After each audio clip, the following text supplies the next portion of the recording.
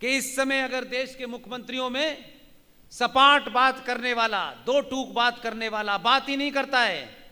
300 एकड़ पे रोहिंग्या ने रात में एक्शन कराया, रोहिंग्या से कहा जमीन खाली करो, बोले हम कहां जाएं, बोले जहां से आए थे वहीं जाओ।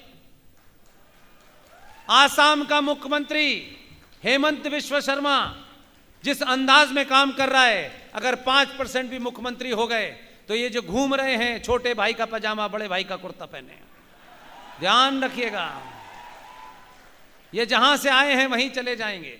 ये खजूर तोड़ेंगे ऊंट की पीठ पे खड़े होकर के। इसलिए सच बोलिए, सच, दो ही सच बोलिए। सारे धर्म बराबर कभी नहीं हो सकते। धर्म दुनिया में एक ही था, एक ही है, एक ही रहेगा। उसका नाम है सनातन। प्रकृति का नियम है, जो मजहब जब पैदा हुआ है उसका रहनुमा पैदा हुआ है, उसके जाने की भी डेट है, उसके मरने की भी डेट है। यह प्रकृति का नियम है, जो पैदा हुआ है उसको एक ना एक दिन मरना है। सनातन पैदा ही नहीं हुआ तो उसके मरने का इंतजार कैसा है। इसलिए मां बहने कथावाचकों की झूठी कथाएं न सुने। और आपकी धरती से कह रहा हूं, मुझे किसी से लेना ही नहीं है कुछ, इसलिए मैं ये नहीं जानना चाहता कि जिन्हें कुछ पता नहीं है वो ये कह रहे हैं सारे धर्म बराबर हैं। दुनिया में ये मुमकिन ही नहीं हो सकता। एक नरेटिव चला पूरी दुनिया में, आज सारी दुनिया पूछ रही है बार बार। एक नरेटिव चला, Islam is a religion of peace. वो ईमानदार लोग हैं, कम पढ़े लिखे हैं, तब भी उन्होंने पीस की स्पेलिंग सही बताई। आप ज्यादा पढ़ गए थे इसलिए पीस की स्पेलिंग गलत समझ रहे हैं। प्रॉफिट मोहम्मद, उनके दामाद इमाम अली, यह हिस्ट्री का हिस्सा है, इसका मजहब से कोई लेना देना नहीं है। प्रॉफिट मोहम्मद के दामाद इमाम अली की हत्या, फजर की नमाज जो सुबह 4:30 बजे मुसलमान पढ़ते हैं, आजकल लाउड स्पीकर लगाते हैं क्योंकि अल्लाह सुनता नहीं उनकी।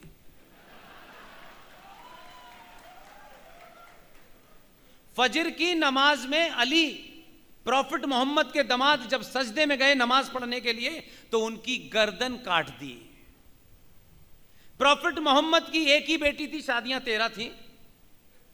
उनकी एक बेटी थी फातिमा। बीवी फातिमा का घर जला करके बीवी फातिमा की हत्या भी उन्हीं के लोगों ने की। प्रॉफिट मोहम्मद के बाद जितने भी खलीफा आए, पहला खलीफा अबू बकर, उसकी हत्या, उस्मान की हत्या, उमर की हत्या, और प्रॉफिट मोहम्मद के नवासे यानी उनकी बेटी फातिमा के बच्चे हसन हुसैन की हत्या करबला के मैदान में। अल्लाह अकबर नारे तकबीर, पहला कलमा तैयब तैयब माने पाक ला इलाहा इल्लल्लाह करके उनकी गर्दन काटी। वो कहते हैं Islam is religion of piece. इसलिए एहसान भाई की सिवैयों के चक्कर में उल्टी सीधी परिभाषा मत याद रखिए।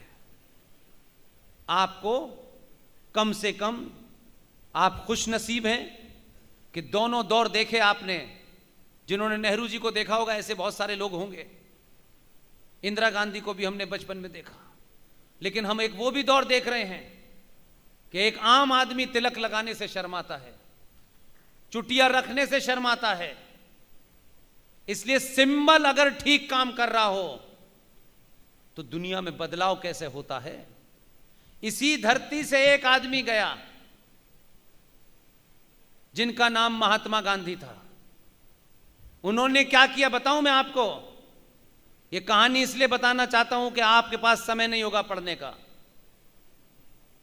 आचार्य जेबी कृपलानी ने किताब लिखी है, और वो किताब इसलिए लिखी है कि वो ही गांधी के साथ रहते थे। गांधी जी की जो कमरा था उस कमरे पर गीता भी रखी थी, बाइबल भी रखी थी। उन्हें शौक था ना ये चने मुरमुरे बेचने का, सब रखा था। मिक्स वेजिटेबल बहुत बनाते थे वो। वहीं कुरान भी रखा था। जेबी कृपलानी अपनी किताब Gandhi his life and thought, उस किताब के पेज नंबर 189 पे गांधी जी के बारे में जेबी कृपलानी लिख रहे हैं, जिन्होंने वो जो उनके साथ रहते थे। वहीं पे कुरान रखा हुआ था। मौलाना साहब आए, उस किताब में पूरा जिक्र है, और गांधी से कहा कि ये आपने कैसे कर दिया, ये कुरान पाक को आपने इन किताबों के साथ कैसे रखा, ये बिल्कुल भी काबिल बर्दाश्त नहीं है। तो गांधी जी ने क्या पूछा कि इसे क्या करना है। उन्होंने कहा आपको इसे एक कपड़े में लपेट करके इन तमाम किताबों से दूर रखना है। ये किताबें कुरान के साथ नहीं रखी जा सकती। कुरान का किसी के साथ कुछ लेना देना नहीं है, वो सुप्रीम है। गांधी जी किताब उठाई, लपेटी, एक थैले में रख के अलग लटका दिए। ये थे गांधी जी, और हमारी गीता के बारे में ज्ञान दे रहे हैं।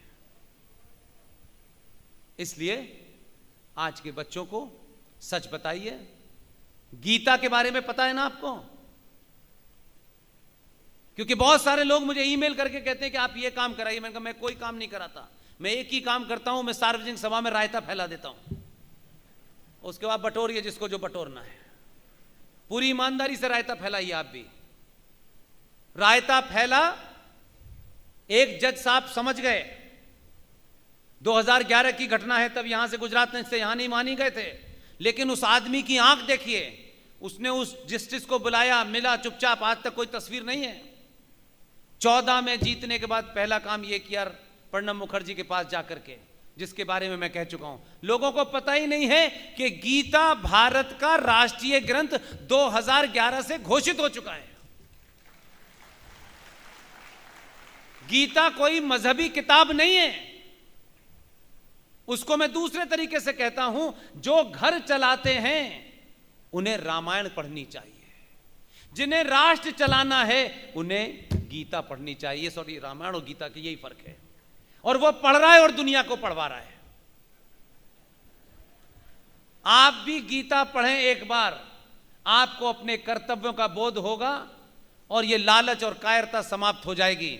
और गीता पढ़ेंगे तो भगवान कृष्ण के बारे में ये जो कथाकारों ने एक अजब ड्रामा रचा है, ऐसे कृष्ण जी को बताते हैं कि सबसे छिछोरा लड़का वही था। कभी वो महिलाओं के कपड़े लेके चले जाते हैं पेड़ पे, कभी वो माखन चोरी, उनका यही चरित्र हमको बताया। ये चरित्र नहीं बताया भगवान कृष्ण का। बांसुरी बजाते बजाते जब अर्जुन धनुष बाण उठा करके अधर्मियों के खिलाफ नहीं चला पा रहा था और उसके हाथ पैर कपकपा रहे थे, बार बार वो कृष्ण जी की तरफ देखता था, तो कृष्ण ने कहा धनुष उठा और ये अधर्मी, ये तेरे खिलाफ नहीं, ये राष्ट्र के खिलाफ हैं, इनका डीएनए भी अगर एक है तो इनकी हत्या कर, बस, इसके अलावा कुछ नहीं। हम कृष्ण के उस रूप को नहीं बताते। बांसुरी बचाने वाले कृष्ण की बड़ी चर्चा होती है। वही कृष्ण जब हाथ के अंदर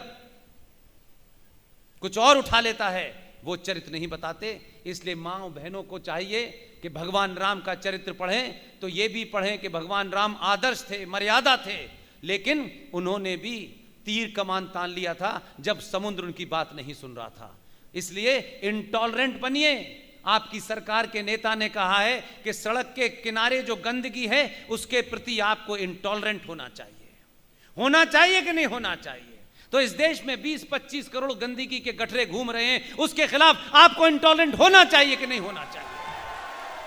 पागलों के खिलाफ, जिहादियों के खिलाफ, जो इस देश को तोड़ना चाहते हैं, खत्म करना चाहते हैं, सड़कों पे, गली गली चौराहों पे हत्या कर रहे हैं, उसके खिलाफ आपके अंदर इंटॉलरेंस होनी चाहिए। इसलिए कब इंटॉलरेंट होना है, कब सहनशील होना है, ये पाठ पढ़ने के लिए गीता पढ़िए, सब ठीक हो जाएगा। बहुत बहुत धन्यवाद आपका।